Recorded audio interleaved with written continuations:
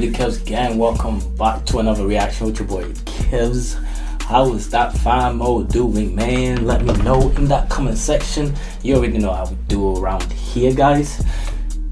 Come on, let me know, please. And hey, for those of you who've been dropping them suggestions, thank you so much. I am seeing them. Like I always say, oh my god. Yeah, by the way, if you see my hair leaking at any point, I just washed it, so yeah, it's gonna be an interesting reaction. Well, I'm gonna try to react as best as I can with this fucking water dripping all over my head. But keep dropping your suggestions down in the comment sections below. I am trying to get to as many of them as I can. If not now, then in the future. If not the next future, then the nearest future or the future's future. But you will be there and you will be taken care of. That I do promise. Okay. 1 second, guys. My bad. I thought there was somebody at the door for me. But where was I? Yeah, keep dropping them suggestions in the comment section, and I will get to them. I will. That I will do. Today we're gonna be reacting to the legacy of the man that is called Steph Curry. How a 3-star recruit became an NBA legend. You already know who we're talking about. I mean, I said his name, but you know what time it is. Come on, let's hop into this. Steph Curry is the greatest shooter of all time, and we believe he's a top 10 NBA player ever. This is the story of Steph's unusual path to the NBA, and how he transformed from a skinny, unranked high school player to an all-time great. Sheesh. Steph Curry was born in Akron, Ohio, in the same hospital as LeBron James. And because his father Dell played for the Cavaliers, I feel like I heard that before, but I never nobody believed he could do it, not not even Dell. And it's not like Steph couldn't play, because he was highly skilled, but the biggest problem was his size. Steph was the smallest and skinniest kid on every team. Every jersey he wore was oversized and hanging off him. When Dell played for Toronto, the Curry family moved to Canada, and you could often see Steph and his brother Seth on the court, shooting at halftime. And it was in Toronto where young Steph blossomed as a player. His handles and shooting already looked a lot like they do now. Crossovers, behind the backs, and all kinds of advanced dribbling moves became like they do now. Crossovers, behind the backs, and all kinds of advanced dribbling moves became second nature. He was arguably the best young player in Canada at the time. Being around NBA players and watching every practice really helped Steph to develop a great feel for the game and learned how to train. From an early age, Steph accepted that he wouldn't be tall and athletic, so he developed an insane work ethic because he knew he had to outwork everyone for just a chance to make the league. Steph would play Vince Carter one-on-one after every home practice, and he was often picked first when the Raptors had shooting competitions. At just 12 years old,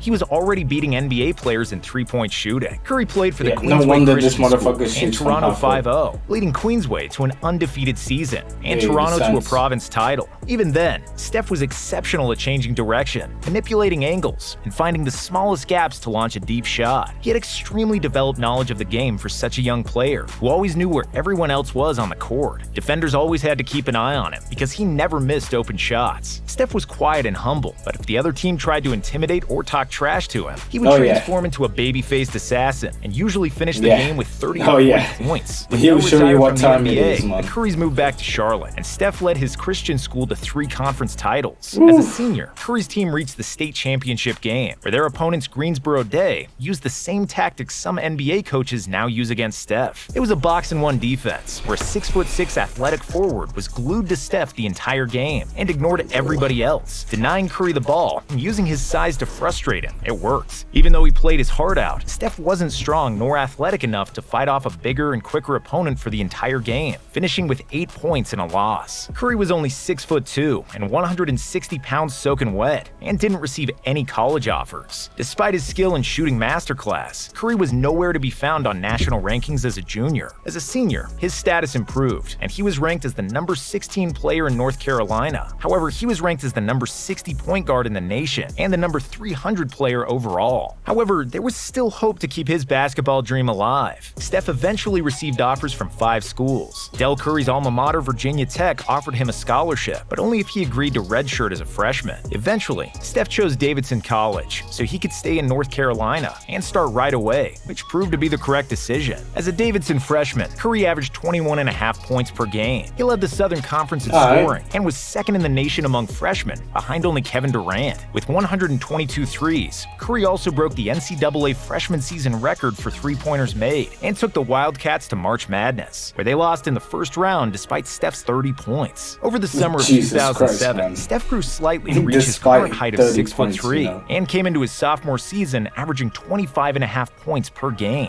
Steph led Davidson to an undefeated season in the Southern Conference and another berth to March Madness. Nobody expected the Wildcats to do much because other than Steph and point guard Jason Richards, the Davidson team mostly consisted of marketing specialists, data scientists, and other students with no future in basketball. But then it started happening. Steph torched Gonzaga with 40 points and secured the first NCAA tournament victory for Davidson in 39 years. In the second round against the 8th seeded Georgetown, it seemed like it was all over after Steph scored just 5 points in the first half, with Davidson down by 17. But their Cinderella story continued as Curry bullied the Hoyas with 25 second-half points, leading Davidson to a 74-70 comeback victory. In the Sweet 16 against Wisconsin, Steph continued his glorious run, 74-70 comeback blowout win. Curry became a national sensation, and all eyes were on him in the Elite Eight against top-seeded Kansas. Even against this much more talented team, who threw everything at him, Curry scored 25, but he couldn't pull wonders forever,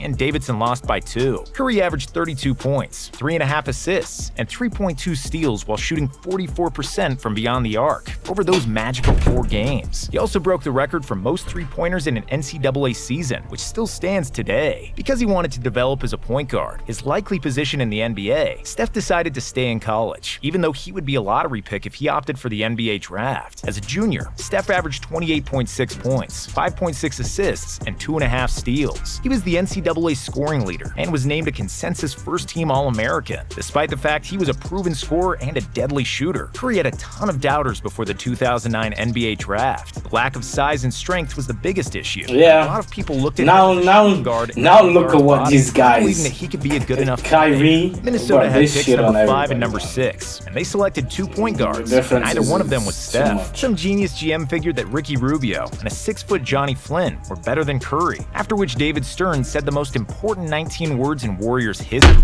The 7th pick in the 2009 NBA draft, the Golden State Warriors select Stephen Curry.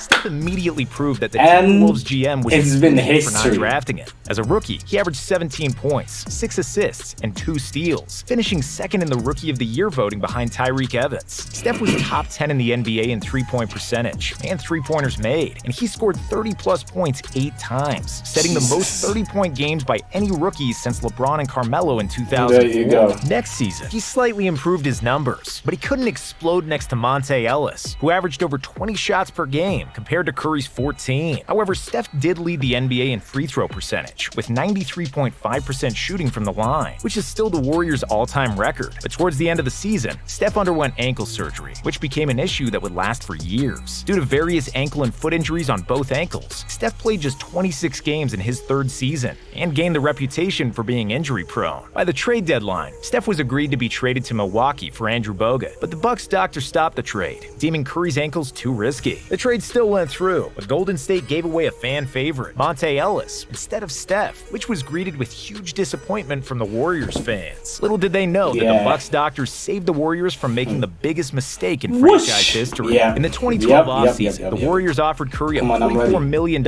extension, which seems ridiculously small now. It was considered a gamble back then because of Steph's glass ankles. Warriors GM Bob Myers drafted Harrison Barnes and Draymond Green, who joined Steph, and second-year guard Klay Thompson. It was a core that gelled well together under coach Mark Jackson. The Warriors finally started playing some defense after years of finishing in the bottom 5 defensively. More importantly, they started winning games too, qualifying for the playoffs for the first time since 2007 and the We Believe team. Steph flourished under coach Jackson, averaging a career-high 23 points and 7 assists per game, including a 54-point game against the Knicks in the Garden. He also established a new NBA single-season three-point record, eclipsing the previous mark set by Ray Allen with 200 272 three-pointers on 53 fewer attempts. And Klay wasn't too far behind, To prompting what Mark now? Jackson to say he's got the best shooting backcourt in NBA history. Many figured it was foolish at the time, especially because Thompson was only in his second season. But thanks to their shooting prowess, Steph and Klay earned the nickname Splash Brothers. Then, in the 2013 playoffs, the Warriors defeated the Nuggets before they lost to the much deeper and more experienced Spurs team. In 2014, Curry again led the NBA in three-pointers made. He averaged 24 points and a career-high 8.5 assists per game, and made his first All-Star and All-NBA team. The Warriors had the fourth best defense in the NBA and finished the season with 51 wins, the most since 1992. Unfortunately, they dropped the ball in the playoffs, losing in the first round to the Clippers. After that, Golden State knew it was time for a change, so they fired Mark Jackson and hired Steve Kerr, who would lead the team to unprecedented heights. In 2015, Steph Curry and the Warriors took the league by storm. They led the NBA in pace, points per game, field goal percentage, three-point percentage, and assists. They were also first in defensive rating, second in blocks, and fourth in steals. Led by Steph Curry, the Warriors blew everybody out of the way with their pace, and then they killed them with shooting. Hasten-space basketball was born, and it was here to stay. Curry was the leading vote-getter for the All-Star game, and he won the All-Star three-point contest. Steph broke his own league record for three-pointers made in a season. Of course, he was the only one who could beat that fucking record, man. By far the most. I'm going to place a record so that I come and fucking break that record, because I know nobody else is going to. After posting averages of 24 points, 7.7 assists, and 2 steals per game, Curry was voted the NBA's most valuable player. If that wasn't crazy enough, throughout the season, he sat out 17 fourth quarters due to Golden State's wide margins of victory.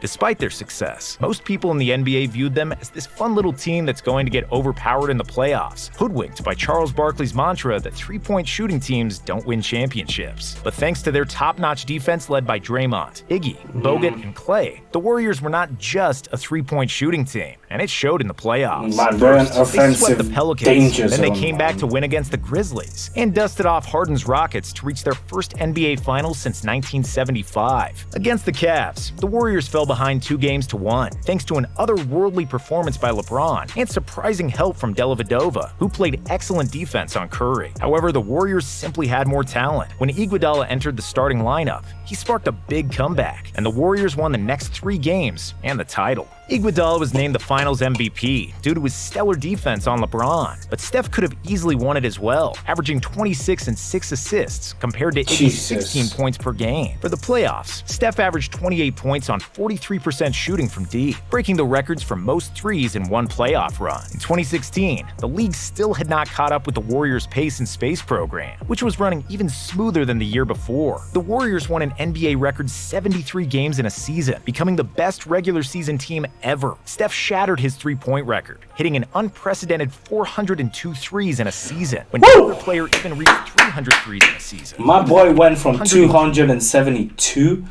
to 402 threes in a single season. No other player even reached 300 threes in a season. He was an NBA scoring champion with 30 points per game, shooting 50% from the field, 45% from deep, and a league-leading 91% from the free throw line. He was the 7th player to join the 50-40-90 club, and many people consider this the greatest shooting season ever. Steph became the first unanimous MVP in NBA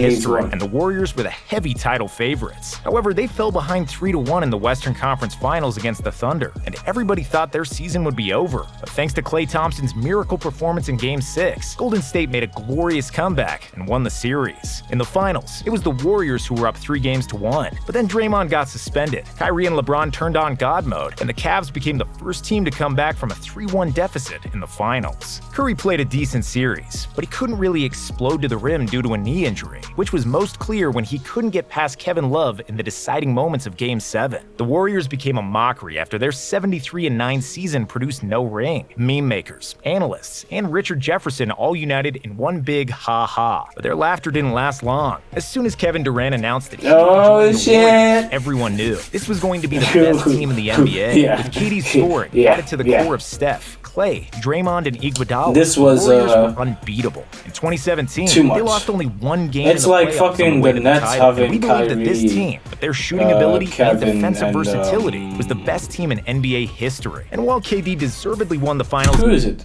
Kyrie, KD, and James Harden when they had that, bro, yeah, the Nets, MVP. this was too much. Steph still averaged 28 this shit NBA was history way with too his team, much, but their shooting ability and defensive versatility was the best much. team in NBA history. And while KD deservedly won the Finals MVP, Steph still averaged 28, 6, and 6 throughout the playoffs, with a ridiculous 66% true shooting percentage. Just to put things into perspective, Michael Jordan's best true shooting percentage was 60% in the 1991 playoffs. The next season, Golden State continued its dominance. The Rockets came close in the conference finals, but nobody could touch these Warriors. Golden State swept LeBron in the finals, with KD as the finals. Your boy Golden is State leaking. continued its dominance. Pause. The Rockets came close in the conference finals, but nobody could touch these Warriors. Golden State swept LeBron in the finals, with KD as the finals MVP once more. And as usual, Steph wasn't too far behind, with 27, 6, and 7. The next season provided much more drama for the Warriors. KD and Draymond had a big fight, the chemistry was different, and the future was uncertain. However, Golden State was still the most talented team. Even when KD was injured, Curry proved that he was right there to pick up the scoring, averaging 36, 8, and 7 in the conference finals sweep. The finals against the Raptors was an extremely even series, tied at 2 apiece going into Game 5. And then it happened. KD tore his Achilles in the first game back, and Klay had a torn ACL in Game 6. Curry was playing like a demigod, with all of the Raptors guarding it, and Coach Nurse utilizing the box-and-1 defense on it. Curry still averaged 30 points in the series, but after the injuries to his 2 best teammates, he couldn't prevail, and Toronto won the title. That's still crazy, after 5 consecutive NBA Finals, the Warriors became the worst team in the NBA. KD left for Brooklyn, Klay was recovering from injury, and Steph also got hurt, playing just 5 games in the season. However, that gave him a precious time in the offseason he never had during those finals runs. Steph bulked up, which improved his defense and made him tougher to bump on offense. At the age of 33, he was playing the best, most mature, and well-rounded basketball of his career, which resulted in his second scoring title, with 32 points per game. But without Klay, who suffered yet another injury, the Warriors missed the playoffs once again. Come 2022, Steph had the worst shooting season of his career. It was the first time he averaged less than 40% accuracy from 3, even though he was still one of the most efficient guards in the league. However, he was making them when it counted in the playoffs. Steph's added muscle mass proved to be a big difference in the postseason, and he transformed into a plus defender. He knew when to attack and when to pass, leading the Warriors to another NBA Finals against the Celtics, who had the best defense in the NBA. More about the team effort he's a than the solo basketball effort. genius and an offensive juggernaut like no other. Even though the Celtics had stopped KD, Giannis, and Jimmy Butler in the playoffs, they had no answer for Steph. Curry averaged 31 points in the finals on 63% true shooting, including a spectacular Game 4 where he scored 43 points and won the game basically by himself. He led the Warriors to a 4-2 series win, winning his 4th title and his first Finals MVP trophy. With this title, he further solidified his place in NBA history, and we believe it's fair to say that he's one of the 10 greatest players of all time. Not bad for a player that wasn't even ranked as a college prospect in his junior year of high school, and a guy who was drafted behind Johnny Flynn. Yes, sir, your boy, Mr. Stephen Curry.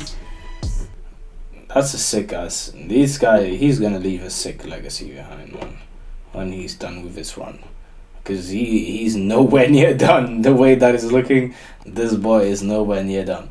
If you guys want me to check out more of this sort of content, please let me know by getting this video to a cool 25. 25, I'll be happy with a cool 25 thumbs up.